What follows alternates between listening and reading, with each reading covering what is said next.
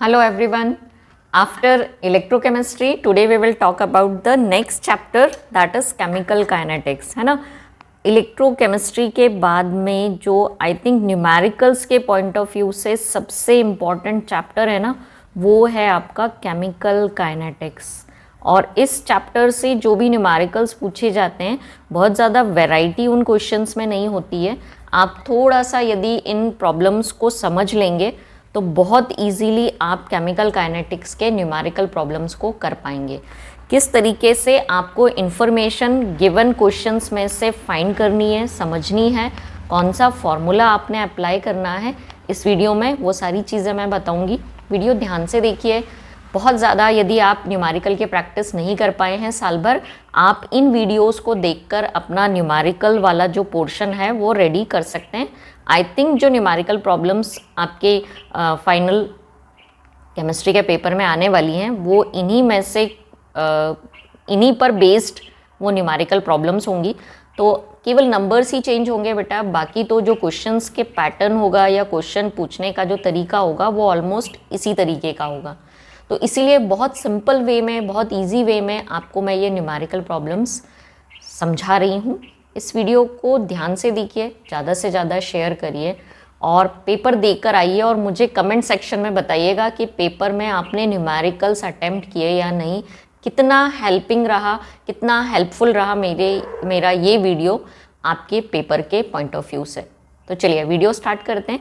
इस वीडियो में हम बात करेंगे केमिकल काइनेटिक्स चैप्टर की न्यूमेरिकल प्रॉब्लम्स की. तो चलिए स्टार्ट करते हैं. फर्स्ट क्वेश्चन जो हम केमिकल काइनेटिक्स से ले रहे हैं, किस टाइप का क्वेश्चन इस चैप्टर से आ सकता है. तो पहला क्वेश्चन अपन देखते हैं. क्वेश्चन है, a first order reaction takes 20 minutes for 25% decomposition. Calculate the time when 75% of the reaction will be completed. और साथ में आपको log 2, log 3 और log 4 की वैल्यूज़ उन्होंने दी हुई हैं. पहले क्वेश्चन अच्छे से समझा दूँ आपको, फिर अपन सॉल्यूशन पर चलेंगे. देखिए, फर्स्ट ऑर्डर रिएक्शन है, मतलब फॉर्मूला आपने फर्स्ट ऑर्डर रिएक्शन का यूज़ करना है. क्या बोल रहे हैं कि 25% डीकम्पोज होने में उसको लगता है 20 मिनट्स. आपको टाइम कैलकुलेट करना है for 75% decomposition, 75% completion of reaction के लिए. ठीक है. तो जब रिएक्शन 25% हो जाती है तो 20 मिनट्स लगता है. 75% कंप्लीट होने में उसको कितना टाइम लगेगा ये आपसे पूछा जा रहा है. चलिए स्टार्ट करते हैं. सॉल्यूशन क्या दिया हुआ है और आपने क्या फाइंड करना है. तो सबसे पहले बात करें कि आपको फाइंड करना है टी, है ना, time for 75% completion. T for 75% completion. इसके लिए हम, क्योंकि ये फर्स्ट ऑर्डर रिएक्शन है, तो हमारे पास एक फॉर्मूला है कि K equals to, rate constant के लिए हमारे पास फॉर्मूला है K equals to, first order reaction के लिए हम लिखते हैं 2.303 upon T log initial concentration of reactant and concentration at time t, है ना. ये फॉर्मूला है. इससे आप K भी फाइंड कर सकते हैं, इससे आप T भी फाइंड कर सकते हैं. मतलब ये फॉर्मूला हम यूज़ करेंगे और इससे हम T फाइंड कर सकते हैं. ठीक है. आप T को इधर ले जाएंगे, K को इधर ले आएंगे. लेकिन क्या K है आपके पास में? तो इस क्वेश्चन में आपका ये जो क्वेश्चन है ना, इस प्रॉब्लम में कहीं पर भी K गिवन नहीं है, रेट कांस्टेंट गिवन नहीं है. तो सबसे पहले आप क्या करेंगे, सबसे पहले आप इस K को फाइंड करेंगे. जब आपके पास ये K आ जाएगा फर्स्ट ऑर्डर रिएक्शन के लिए, जो भी रिएक्शन आपको दी हुई है, जिस रिएक्शन की वो बात कर रहे हैं, उसके लिए जब पहले आप K कैलकुलेट करेंगे और जब आपके पास K होगा तो आप 75% कंप्लीशन के लिए T फाइंड कर देंगे. तो चलिए स्टार्ट करते हैं. फर्स्ट पार्ट इसका हम स्टार्ट करेंगे. First of all we will determine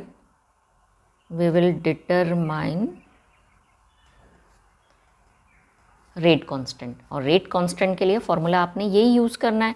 अब इसमें यदि मैं बोलूँ कि जो क्वेश्चन है उसी में इन्फॉर्मेशन दी है, फर्स्ट ऑर्डर रिएक्शन है, 20 मिनट्स लगते हैं, तो टाइम आपको दे दिया T is given, that is 20 minutes. और क्या गिवन है? 25% डीकम्पोजिशन बोल रहे हैं, मतलब जो इनिशियल कॉन्सेंट्रेशन है ना, आर नॉट जो हम लिखते हैं, इनिशियल कॉन्सेंट्रेशन है यहाँ पर 100, जब भी परसेंट का बात करते हैं 100 होगा। अब कितना? 25% डीकम्पोज हो गया, मतलब आपने 100 ग्राम रिएक्टेंट लिया था तो वो 25% डीकम्पोज हो गया 20 मिनट्स में। तो 20 मिनट्स पर आपका जो रिएक्टेंट है वो कितना बचेगा? तो ये देगा आपको reactant concentration at time t, that is 20 minutes. तो RT कैसे निकालोगे? इनिशियल कॉन्सेंट्रेशन माइनस कितना डीकम्पोज हो गया है, तो 25% डीकम्पोज हो गया है, मतलब 25% या 25 ग्राम प्रोडक्ट में कन्वर्ट हो गया। तो आपका RT आ गया 75। ठीक है, तो इस तरीके से आपको इस तरीके की जो भी प्रॉब्लम्स आए, परसेंट में यदि दिया है, इनिशियल कॉन्सेंट्रेशन हमेशा 100 लेना है और अकॉर्डिंगली आपने 100 में से माइनस करके जो बचा हुआ रिएक्टेंट है वो फाइंड कर लेना है। चलिए, सारी वैल्यूज़ आ गई हमारे पास। K फाइंड करते हैं अपन, तो K इक्वल्स टू 2.303।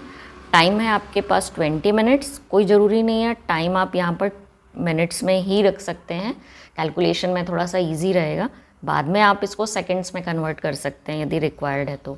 अब इस तरीके का, क्योंकि क्वेश्चन में कुछ भी मेंशन नहीं है, हम रख रहे हैं टाइम यहाँ पर 20 मिनट्स, आगे लिखते हैं लॉग, और इनिशियल कॉन्सेंट्रेशन है 100 और 20 मिनट्स पर जो कॉन्सेंट्रेशन है रिएक्टेंट का वो हमने निकाल लिया है, 75 बचा है। इसको और सिंप्लीफाई करेंगे तो आपको मिलेगा 4/3, है ना, 25 से डिवाइड कर दीजिए, यू विल गेट 4/3। तो आपके पास K इक्वल्स टू आया है 2.303 अपॉन 20, और लॉग 4/3 है तो कैसा लिखोगे? लॉग 4 माइनस लॉग 3, है ना, यही इक्वेशन बनेगा। लॉग 4 की वैल्यू आपके क्वेश्चन में दी हुई है और लॉग 3 की वैल्यू भी आपके क्वेश्चन में वो दे रहे हैं, तो चलिए लॉग 4 की जगह अपन लिख देते हैं, एक बार फिर से कॉपी करेंगे। 2.303 अपॉन 20, लॉग 4 का वैल्यू यहाँ पर दिया हुआ है, इट इज़ 0.6021, फिर माइनस का साइन है, और लॉग 3 की वैल्यू लिखते हैं। लॉग 3 की वैल्यू हमारे क्वेश्चन पेपर में दी हुई है और वैल्यू है 0.4771। ठीक है, इसको सब्सट्रैक्ट कर लीजिए, तो सब्सट्रैक्शन के बाद, है ना, माइनस करने के बाद आपको जो मिलेगा, अगेन एक बार फिर से, K इक्वल्स टू 2.303 अपॉन 20, और log 4 की वैल्यू में से log 3 की वैल्यू माइनस करने पर हमको जो मिल रहा है दैट इज़ 0.1250, ये हमको मिला। बस इसको आप सॉल्व कर लीजिए। K इक्वल्स टू आपको मिलेगा, finally you will get K equals to, calculate करने के बाद तो 2.303 डिवाइडेड बाई 20 आपको मिलेगा 0.1151, मल्टीप्लाई करोगे 0.1250 का, you will get the value of K, and the value of K is 0.0143। और भी नंबर हैं बट ठीक है, इतने डिजिट्स बहुत हैं। तो इस तरीके से आपने फर्स्ट पार्ट में कैलकुलेट किया K, that is rate constant. अब जब आपके पास फर्स्ट ऑर्डर के लिए रेट कांस्टेंट आ गया ना, तो अब इसके हम सेकेंड पार्ट की बात करते हैं। एक्चुअल में जो पूछा हुआ है उन्होंने कि calculate the time when 75% of reaction will be completed.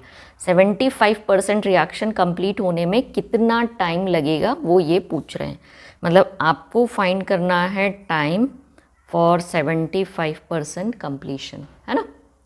तो चलो स्टार्ट करते हैं, फॉर्मूला वही यूज़ करना है, T इक्वल्स टू, अभी तक आप K इक्वल्स टू लिखते थे, अब हम चेंज करके लिखेंगे T इक्वल्स टू 2.303, T की जगह ले आएंगे K, log initial concentration of reactant divided bye final concentration of reactant at time T, लेकिन अब क्या है 75% का बात कर रहे हैं अपन। तो इनिशियल कॉन्सेंट्रेशन तो 100 ही रहने वाला है, लेकिन 75% कंप्लीट होने के बाद जो RT बचेगा, R initial concentration will be 100 and RT कितना होगा, RT होगा इनिशियल माइनस, क्योंकि 75% कंप्लीट हो गई है तो minus 75, you will get the answer 25। तो RT की वैल्यू आ गई 25। चलिए वैल्यूज़ पुट करते हैं। तो T इक्वल्स टू 2.303 के अभी आपने कैलकुलेट किया, आपसे नहीं इतना कैलकुलेट हो रहा है, आप यही वैल्यू है ना, यहाँ से इतना वैल्यू लेके इधर पुट कर सकते हैं, ठीक है। तो ये वैल्यू भी आप डायरेक्टली यहाँ यूज़ कर सकते हैं, तो ये इससे कैंसिल हो जाएगा। चलिए यही वैल्यू रख दूँ, तो मैंने K की जगह है ना, इस K की जगह ये वैल्यूज़ रख रही हूँ। वैल्यूज़ है 2.303 और जो भी अपॉन में है वो ऊपर चला जाएगा, मल्टीप्लाइड बाय 20 है ना, एंड मल्टीप्लाइड बाय 0.1250। या तो आप डायरेक्टली ये वैल्यू यहाँ रख दीजिए, मैंने ये वाली वैल्यू उठा के इस K की जगह पर मैंने ये वैल्यू रख दी है, ठीक है। आगे इसके बाद क्या लिखेंगे, log 10 R0 इनिशियल कॉन्सेंट्रेशन तो 100 ही रहेगा, और RT कितना निकाला अपन ने 25, ठीक है। तो सिंप्लीफाई करोगे तो ये कैंसिल हो गया, आपके पास आया 20/1250, 0.1250 है ना, log यहाँ आया, इसको भी सिंप्लीफाई करेंगे, 25 1 ज़ा 25, 25 4 ज़ा 100, तो आपके पास आया log 4। log 4 की वैल्यू दी हुई है, तो इसको मैं यहीं आगे सॉल्व कर देती हूँ। 20/0.1250 और log 4 का वैल्यू आपके क्वेश्चन पेपर में दिया हुआ है, तो इट इज़ मल्टीप्लाइड बाय 0.6021, ठीक है। तो जब आप इसको सॉल्व करेंगे ना, डिवाइड मल्टीप्लाई ये सब करके जब आप सॉल्व करेंगे, मैंने सॉल्व करके रखा हुआ है, तो आपका आंसर आएगा 96.3 minutes. So this is the answer. ये कैलकुलेशन वाला पार्ट तो आप कर लेंगे, आपने किसी क्वेश्चन को सॉल्व कैसे करना है। तो इस टाइप का यदि क्वेश्चन आपको मिलता है ना, कि जिसमें एक इन्फॉर्मेशन दी हुई है, फर्स्ट ऑर्डर रिएक्शन है, 20 मिनट्स लगते हैं 25% रिएक्शन कंप्लीट होने में, और 75 का वो टाइम पूछ रहे हैं, तो आप फर्स्ट इन्फॉर्मेशन की हेल्प से पहले रेट कांस्टेंट K कैलकुलेट करेंगे, और जब आप K फाइंड कर लेंगे तो फिर आप लगने वाला समय मतलब टाइम T फाइंड कर लेंगे। सो आई थिंक ये इजी है, इजीली कर सकते हैं आप। लॉग वैल्यूज़ आपको दी जाएंगी, जो भी लॉग वैल्यूज़ रिक्वायर्ड होंगी। तो आई होप ये क्वेश्चन आपको समझ में आया होगा। चलिए देखते हैं नेक्स्ट क्वेश्चन। नेक्स्ट जो क्वेश्चन है, a first order reaction, again first order reaction है, इज 25% कंप्लीट इन 40 मिनट। देखिए बहुत सारा, ये फर्स्ट स्टेटमेंट तो एक जैसे ही है। फर्स्ट ऑर्डर रिएक्शन है जिसको 25% कंप्लीट होने में 40 मिनट लग रहा है, ठीक है।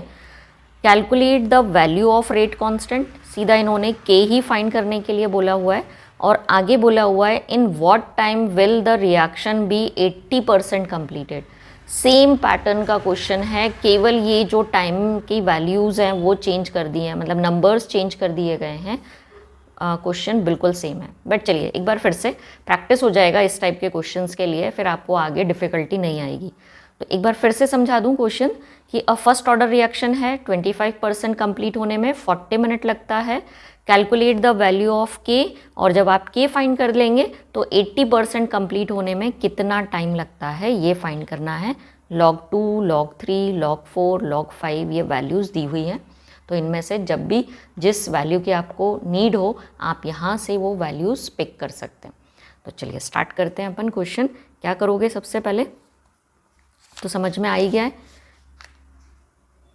तो फर्स्ट ऑर्डर रिएक्शन है, 25% कंप्लीट हो गई है 40 मिनट में। 20% जहाँ दिया है मतलब इनिशियल कॉन्सेंट्रेशन। चलिए आंसर स्टार्ट करते हैं, क्या क्या पहले गिवन है वो देख लेते हैं, है ना।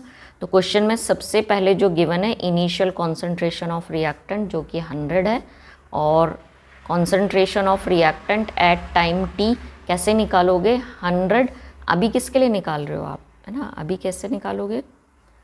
25% के लिए निकाल रहे हो, है ना? फर्स्ट 25%, तो आर टी कैसे निकालोगे? 100 minus 25, so you will gate 75। तो आर टी आ गया आपके पास 75। और क्या दे रहा है इसके साथ में? इसके साथ में उसने दिया हुआ है टाइम टी, और टाइम टी वो दे रहा है 40 मिनट्स, है ना? तो ये 40 मिनट्स टाइम दिया हुआ है। फर्स्ट ऑर्डर रिएक्शन है, तो चलिए फॉर्मूला यूज़ करते हैं for first order reaction. We know that K equals to होता है 2.303 upon T log at the base 10 initial concentration upon concentration at time t, है ना? ये फॉर्मूला हम यूज़ करेंगे, तो चलिए फॉर्मूला यूज़ करते हैं। पहले तो K ही फाइंड करना है, तो फाइंडिंग K, है ना? फाइंडिंग K पहला पार्ट अपन लिख रहे हैं। 2.303 टी का वैल्यू, टी दिया हुआ है 40 मिनट्स, ठीक है? Log eight the base 10 initial concentration percent के फॉर्म में है, तो इनिशियल तो आपने 100 ही लेना है, और आर टी आपने 100 में से 25 माइनस किया, क्योंकि 25% रिएक्शन कंप्लीट हो गई है। मतलब 25% जो, या 25 ग्राम हम बोले कि 25 ग्राम जो रिएक्टेंट है वो प्रोडक्ट में कन्वर्ट हो चुका है। तो कितना रिएक्टेंट बचा होगा? तो 100 में से 25 ग्राम कन्वर्ट हो गया प्रोडक्ट में, तो बचा कितना? 75 ग्राम। तो इनिशियल यदि 100 है तो कितना बचा है 40 मिनट पर? 75। चलिए K equals to 2.303 upon 40 log, और इसको सिंप्लीफाई कर देते हैं, 25 से डिवाइड करते हैं, 4/3 मिलेगा आपको अगेन, तो यहाँ आएगा लॉग 4/3।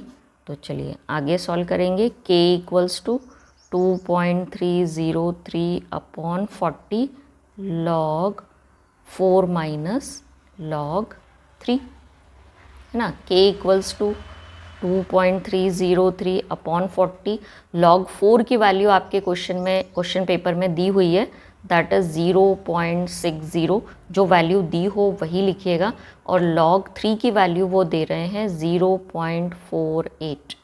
तो ये वैल्यूज़ हमने रखी, और इसके बाद हमने लिखा 2.303 अपॉन 40। जब आप माइनस करेंगे यू विल गेट 0.12, है ना? और आगे सॉल्व करोगे ना जब मल्टीप्लाई और डिवाइड करके, तो आपको K मिलेगा 2.303 इंटू 0.003। ये हमको K की वैल्यू मिली है, और मल्टीप्लाई करके फाइनली K की वैल्यू हम फाइंड कर लेते हैं। तो ये K की वैल्यू आपको कैलकुलेट करने पर मिलेगी 6.9 इंटू 10⁻³ आप चाहें तो इस वैल्यू को भी फर्दर आप यूज़ कर सकते हैं, बट यस, क्योंकि इस बार उन्होंने K कैलकुलेट करने के लिए बोला हुआ है, 3 को मल्टीप्लाई कर दीजिएगा तो आपको ये K की वैल्यू मिल जाएगी। Finally you will get the value of K, that is 6.9, और आप चाहें तो इसको आगे लिख सकते हैं, वैल्यू आएगा 6.909, है ना? 6.909 इंटू 10⁻³ ये आपके पास वैल्यू है। 3 का जब आप मल्टीप्लिकेशन करेंगे। ओके, नाउ K फाइंड कर लिया आपने। K फाइंड करने के लिए बोला था उन्होंने फर्स्ट पार्ट में कि calculate the value of rate constant. Now second part क्या है? In what time will the reaction be 80% completed. तो 80% कंप्लीट होने में लगा हुआ टाइम आपको बताना है, तो 80%। सेकेंड पार्ट हम देखते हैं कि for second part is for 80% completion.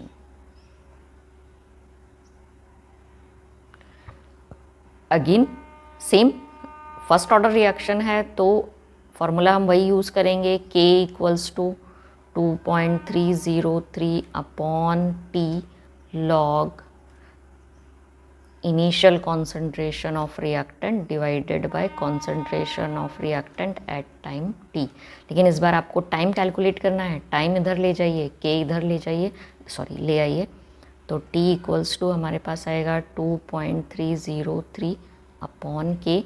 ये कितने के लिए टाइम? 80% कंप्लीशन के लिए निकाल रहे हैं हम।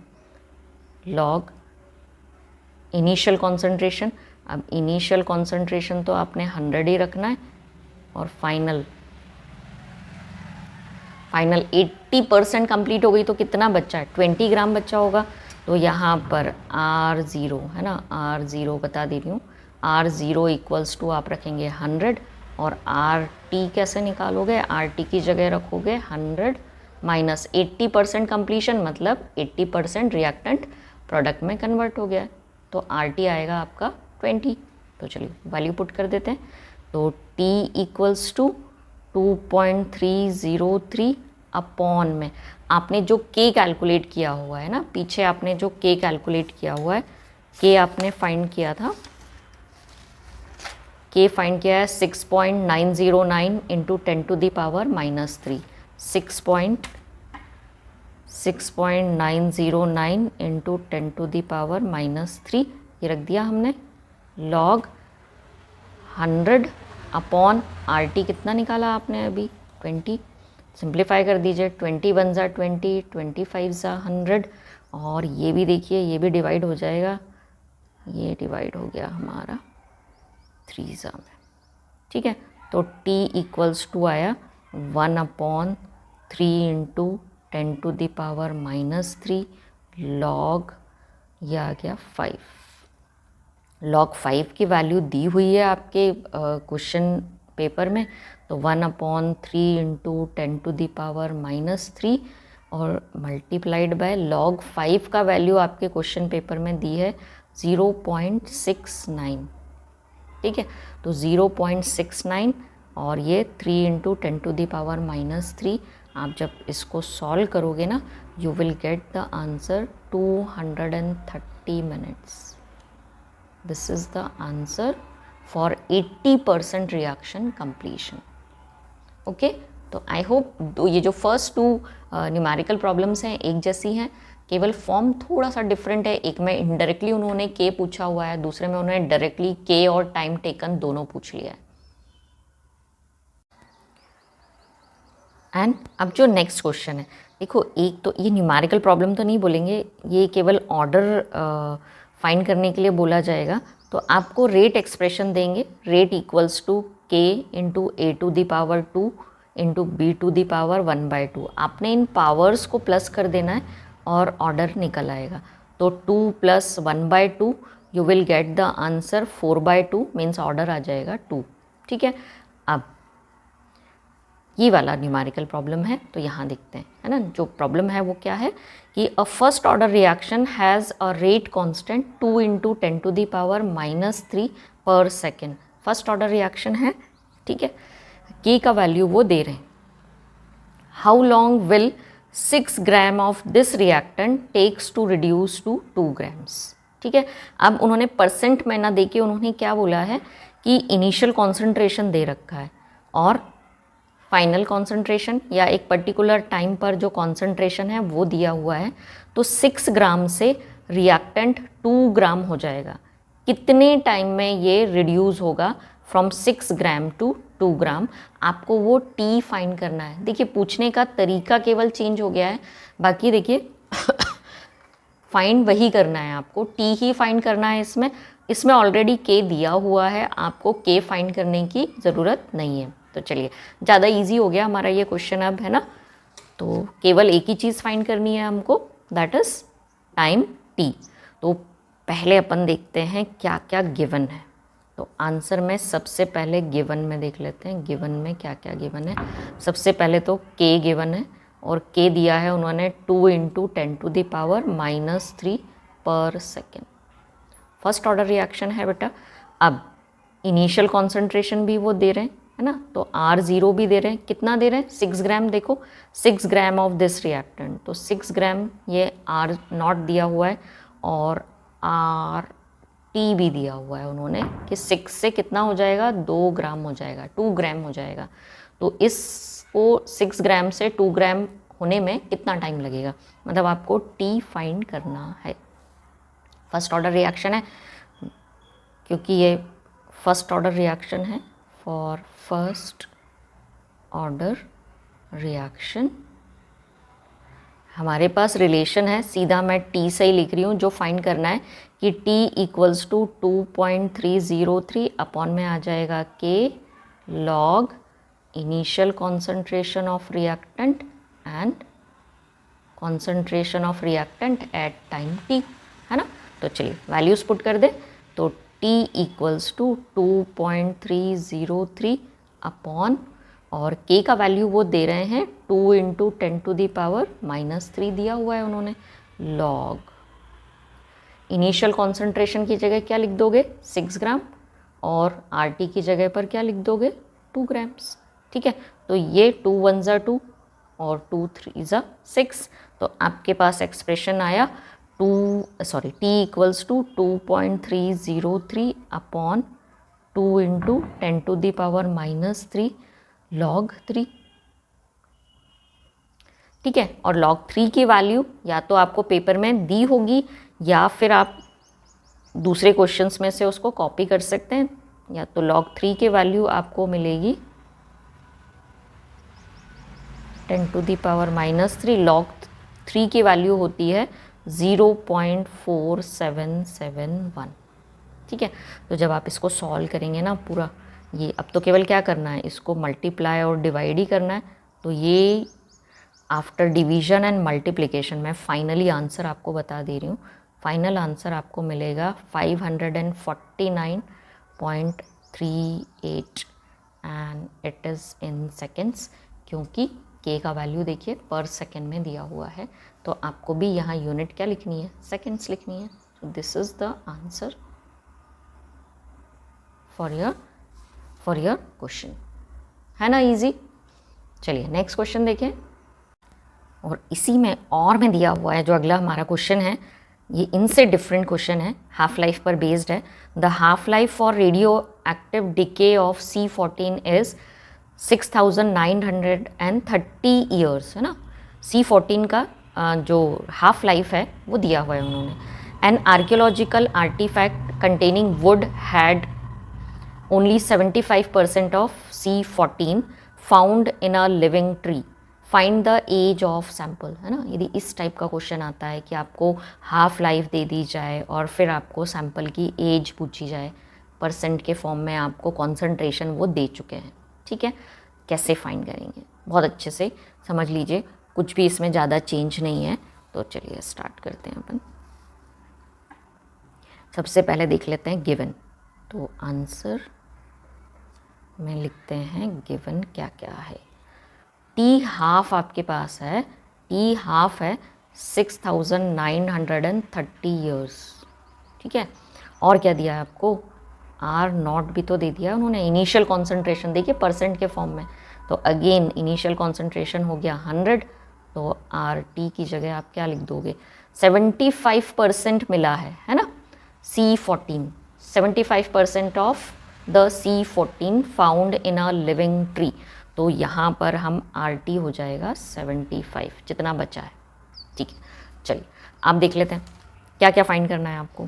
फाइंड क्या करना है, पहली चीज़ जो आपको फाइंड करनी है कि आप पहले फाइंड करेंगे इसकी हेल्प से K, और फिर आपने फाइंड करना है T, ठीक है, क्योंकि K नहीं दिया हुआ है कहीं आपको, तो ये K के लिए ही सब कुछ दे रहे हैं वो। चलिए सॉल्यूशन स्टार्ट करें। तो फॉर ये जो रेडियो एक्टिव डीके है ये भी फर्स्ट ऑर्डर रिएक्शन है, तो चलिए for K, for finding K, तो K equals to 0.693 upon T half, ठीक है। तो इससे आपको मिल जाएगा K, तो K इक्वल्स टू 0.693 और T हाफ कितना दे रहे हैं वो 6930 ईयर्स दे रहे हैं, तो आपको ये K मिल गया 1 इंटू 10⁻⁻4, ठीक है। K की वैल्यू आ गई आपके पास में, ये आ गई K की वैल्यू। कैसे निकाला, इस फॉर्मूले से K equals to 0.693 upon T half दी हुई है आपको, बस ये डिवाइड करके हमने निकाल लिया के। अब जो सेकंड चीज़ हम निकालेंगे, जब आपके पास के आ जाएगा तो आप टी फाइंड कर लेंगे। So for time T, formula वही है हमारा टी का, टी इक्वल्स टू 2.303 अपॉन के log initial concentration of reactant divided by concentration of reactant at time T. चलो t इक्वल्स टू 2.303, के की जगह क्या लिख दोगे 1 इंटू 10⁻⁻4 लॉग इनिशियल कॉन्सेंट्रेशन 100 है और RT कितना बोल रहा है 75 बोल रहा है, तो t equals to 2.303 upon 1 into 10⁻⁻4 log, ये सिंप्लीफाई कर देते हैं 4/3 हो जाएगा, लॉग 4/3। ठीक है, तो एक बार फिर से कॉपी करते हैं, t इक्वल्स टू 2.303 अपॉन में था 1 into 10⁻⁻4 log 4 minus log 3। Log 4 की वैल्यू भी दी हुई है, देखो क्वेश्चन में दी हुई है, लॉग 4 की वैल्यू दे रहे हैं, लॉग 3 की वैल्यू दे रहे हैं, कुछ अननेसेसरी भी दी होती है। तो चलिए t equals to 2.303 upon 1 into 10⁻⁻4 log 4 की वैल्यू ये दे रहे हैं 0.6021 माइनस लॉग 3 की वैल्यू दी है क्वेश्चन में, लॉग 3 की वैल्यू दे रहे हैं, ये लॉग 4 ये लॉग 3 0.4771। ठीक है, आप जब इसको सॉल्व कर लोगे ना तो t इक्वल्स टू आएगा, इसको माइनस करने पर आपको मिलेगा मल्टीप्लाइड बाय 0.125। ठीक है, तो अब और जब ये मल्टीप्लाई करोगे और 10 टू दी पावर को ऊपर लेकर जाओगे, है ना, ये माइनस का है 10 टू दी पावर -4, ऊपर जाके प्लस का हो जाएगा 10 टू दी पावर 4 हो जाएगा, तो इनको मल्टीप्लाई करना, you will get the answer 28787 years. This is the answer. Multiply करने पर आपको मिलेगा यहाँ पर 0.2878.7 इंटू 10 टू दी पावर 4 ऊपर लोगे। This is the final answer. So this is the time which is required, which is taken for sorry, this is the age of your sample। ठीक है,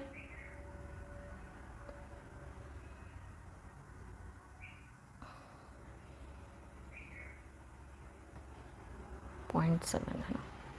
So the age of sample is 2878.7 years, 0.7, ये यहाँ पर point नहीं है। So this is the answer.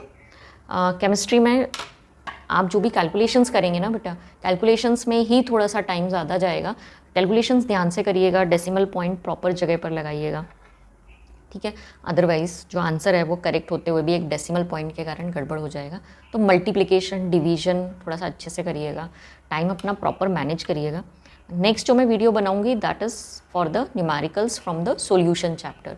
आपको ये videos कितने यूज़फुल लगे प्लीज़ कमेंट सेक्शन में ज़रूर बताइएगा, और इन वीडियोस को ज़्यादा से ज़्यादा शेयर करिए, ताकि जिन बच्चों को न्यूमेरिकल्स से डर लगता है या न्यूमेरिकल्स प्रॉपर प्रिपेयर नहीं है, एटलीस्ट वो इन न्यूमेरिकल्स के हेल्प से अपना जो वीक पॉइंट्स हैं उसको थोड़ा सा स्ट्रॉन्ग कर पाएंगे, थोड़ा सा कॉन्फिडेंट हो पाएंगे, और मे बी आपके केमिस्ट्री पेपर में कुछ इसी टाइप के क्वेश्चंस दिए जाएं। So all the best for your chemistry exam, do well, stay healthy, all the best.